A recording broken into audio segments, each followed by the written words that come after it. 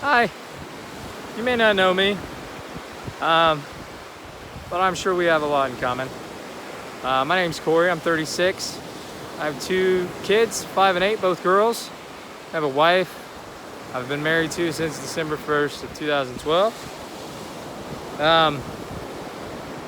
I worked, profession's unimportant, but I would put 40 to 60 hours in a week, working hard to get that money so that I could buy more stuff, I guess, because that's what I was told to do basically growing up, is to, get a job, get a wife, get a house, have some kids.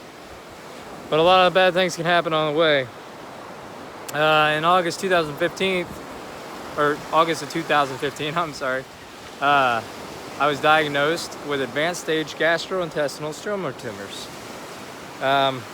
It's a soft tissue sarcoma, and from my understanding, soft tissue sarcomas are extremely resilient to mainstream chemotherapies. So luckily for a small sect of cancer patients, we get a lot of the spinoff from blood cancer work. Gleevec was, I think, originally for leukemia, has done huge things for the gastrointestinal stromal tumor community. But anyway,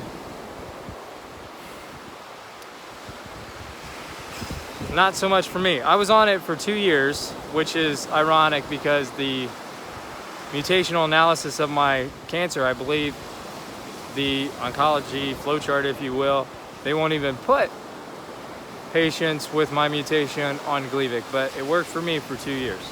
I also juiced while I was doing that. So I don't know if it was the Gleevec or the juice, but I didn't know then what I know now. So let's just do it kind of like bullet points. How about that? So I was diagnosed in August 2015, and then did the chemo thing, and along the way, I had a third of my stomach removed where the primary tumor was removed. It was a softball size attached to my stomach. I had 30 plus tumors in my liver.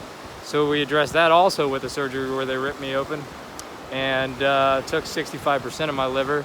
They also melon balled it, kind of, if you will, to get some of the other tumors out. They embolized some, which is basically they stick something in there and they cook it to kill it.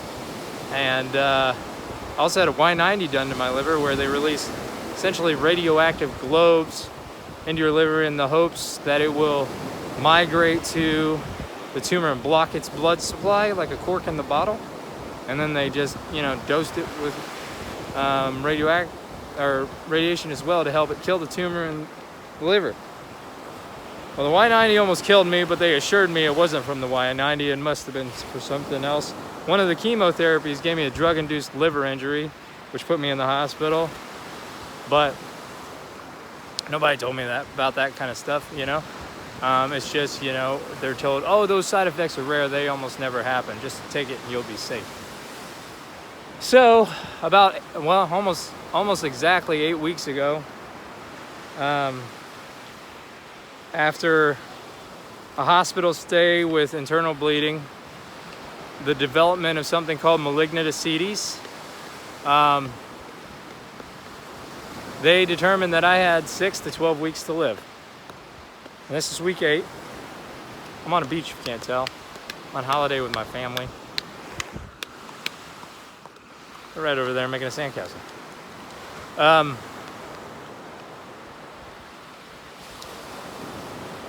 So basically, they told me to go home, and that was all they could do, that they were very sorry, that they gave it their best shot, that they genuinely worked me through that prescription flowchart, man. If X, then Y, Oh, if Y doesn't work, then Z. Okay, now you're out of letters. Sorry, go home and die. Anyhow, so I go home, and through the grace of God, my wife, God bless her, had found a Facebook support group that we read constantly to see how patients were going and what they were doing and how they were doing. Unfortunately, we lost a couple of them, some almost all-stars on our Facebook group. Travis and Nikki, I've been following them like since my battle, they gave me so much inspiration. I think about them a lot, and their families. Anyway, there's also another guy on there. His name's Luke Burr. I hope I'm not butchering your name, Luke. She found him, and he was doing something called GCMAF protocol. And we knew about this like a year and a half, but I'm like a stubborn kind of rule follower, almost to a fault. Like I break the ones I wanted to, but it seemed like when it came to medicine, it was just so scientific that you should follow it to the finest detail. That's how I felt. So without exhausting or surviving Western medicine, as I now call it, I would never have had the balls to try some of this, try something like this, especially not out of the gate when I was strong.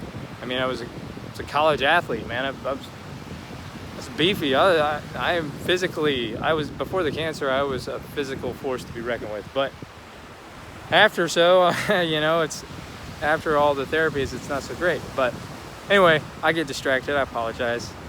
I got one of those kind of up dog squirrel kind of things. Anyway, so Luke was doing the GCMAF protocol. So they basically told me there's nothing for me. So at that point, I'm like, well, what the hell do I have to lose? So we invest a little bit of money, and I start doing 500,000 injections every other day. You know, I didn't really know much else. That's what I did. It was just the 500,000, and then I just ate everything, anything, just trying to put anything on. But just that small bit gave me a push forward. So then I buy in, and I'm like, Jess, we need to talk to somebody who knows more about this. And then we get in touch with Amanda Mary, who adds all these supplements, all these vitamins and stuff to it, and tells me no wheat, no sugar. And trust me, sugar was ridiculously hard for me because I grew up, you know, sugar's a treat, it's a reward, and it's what I always wanted, you know. It made me happy for 30 seconds, right? So I start taking this stuff, and I'm on day 19, 20, day 20 or 21, something like that, of now taking 1 ml a day injection. I take the oral colostrum as well, all the supplements she told me, and then also no wheat, no sugar. And I wish I could say I'm 100% perfect at this point, but I'm not. But I tell you what, I'm getting better. She recommended trying the Gerson, or kind of following the Gerson diet, and I've modified it to what I do. And when I get back to the house, I have a spreadsheet. I'll just put it on there for you. You can do with it what you will. I'm no professional. I don't know what I'm doing. I'm just still alive. I can tell you that much. And I wish I would have done this a long time ago. But here's what I've noticed so far. My energy almost started coming up instantly. That's what made us buy in. So the energy continued to get better. Now, there were some days over this 19 days where I'd have low times, I wouldn't have much energy, and my wife assured me it's because my body was healing, and that my body needed to rest to heal. And Amanda Mary basically told me I can have 50% of my energy at this time. The other 50% needs to be rest, and so that my body can heal. And I owe myself that. So I'm trying really hard, but I'm a very driven, very fast-paced kind of guy, and I like to stay on the go from about the moment I wake up to the moment that I pass out from exhaustion from having such a full, fun day. And I'm not there yet. But I tell you what, for the first time, I feel like I'm gonna get there. So basically, I continue to go to my oncology appointments for tracking, monitoring, because they've tested my blood in a certain way, and there is good for science. It's just, there's a blend, I feel like, for everyone, and you got to find what works for you. And I think the way that it's being done is not really good for the patients. It's good for the bottom line of the drug making companies. But it's not so great for a lot of us, I guess, considering I heard a stat, don't quote me on it, that chemotherapy only works 2% of the time. And I also heard another stat that 1 in 2 people now will develop cancer in their lifetime. There's 327 million people in the United States. That's like the biggest epidemic I've ever heard. And you don't hear anything about it. Nothing about prevention other than, you know, do your annual mammogram. But what about me? How could I have tested for this? Then I find out about Nagalase testing, and I'm like, well, hell, I'm telling all my family. I haven't figured out how to do a aliquoted blood test yet. But as soon as I figure it out, I'm going to tell everybody, all my family, to get it done once a year, because they can detect it so much earlier. But you don't hear about any of this stuff. Anyway, I ramble. So the biggest thing for me, I guess, other than feeling better and having the energy to take part and go to my kids' soccer games and practices and just be a dad, read stories, you know, discipline, all the bad stuff too, with the good, just being there, being a part of their lives. You know, it's picked up more and more and more, but more than anything, the malignant ascites is a big factor for me, because I was told by my oncologist, because I was like, I feel okay if I can get rid of this, you know, I feel like I might be getting better.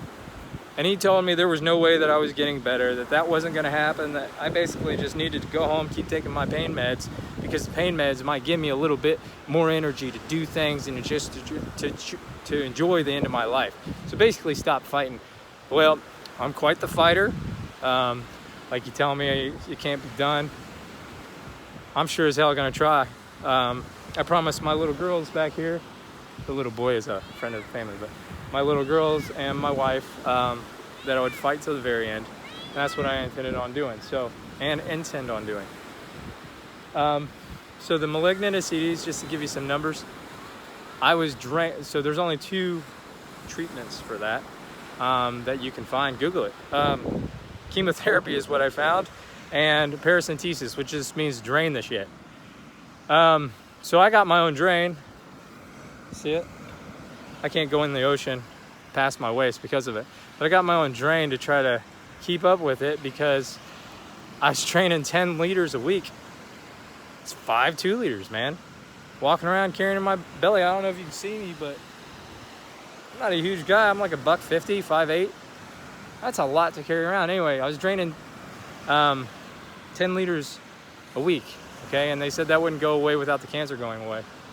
So I started this GCMAF protocol. I'm working with Amanda Mary and following what she said. I wish I could say I did a better job of it, because maybe I'd be seeing even better results. I mean, as far as the diet, it's a change. It's a lifestyle change from everything I used to do. So it was hard. But here I stand. I can tell you now I'm draining 3 to 4 liters a week. So I've cut it in half, and I'm on day 19. And she suggested my initial therapy to try to get 90 mils in me in 90 days. Well, that's just for me. That's just what she said, you know, and so that's what we're trying to do. But I'm standing, I'm breathing, and I felt it was important to talk to people and tell them what I was doing, because you don't hear about things like this. And without Luke having the strength to go after something like this and to do it and follow Amanda's directions, I would never have believed in it enough to try it on my own. And I thank him for that. Right on, Luke. And I hope maybe I can inspire somebody to maybe try this before they survive Western medicine, because like I said, man, I was pretty good. I'm very blessed, and I don't know if everybody could survive what I've just went through. And I thank God for that every day. But I guess this is just kind of my testament to it, that this protocol is working for me. I will post what I'm doing if you guys want to follow me. Luke and I have the exact same mutational analysis. We are both SDHA deficient GIST people. I have it on my germline, which means I inherited a propensity for this cancer. It's kind of wild, but I'm gonna post this on the site just to raise awareness and hopefully inspire you to, I don't know, heal yourself. This is all new to me. I don't really know what to say other than I am so grateful for Luke and for Amanda, and having somewhere to go after they told me to go home and die.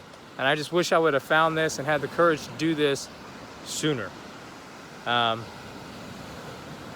That's all for now. If you have any questions, you want to see any paperwork, anything, I'm full disclosure. I'll show you everything I got.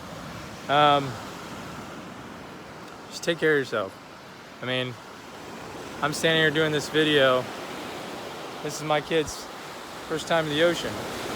I was trying to make it here. 8 weeks ago, they told me I'd be dead in 6 to 12 weeks.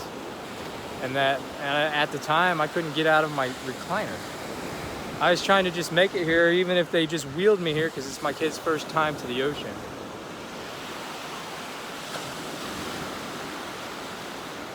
And there she is, and here I am, standing, breathing. Just enjoy the ocean with me for a moment.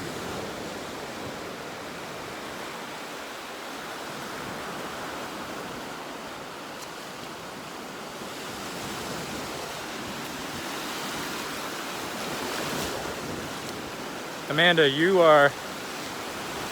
I had Jessica look it up, you are over that way. So if you send me like a boat, I'll come visit. You're a few miles off. I'll stop talking now. Let's have some peace.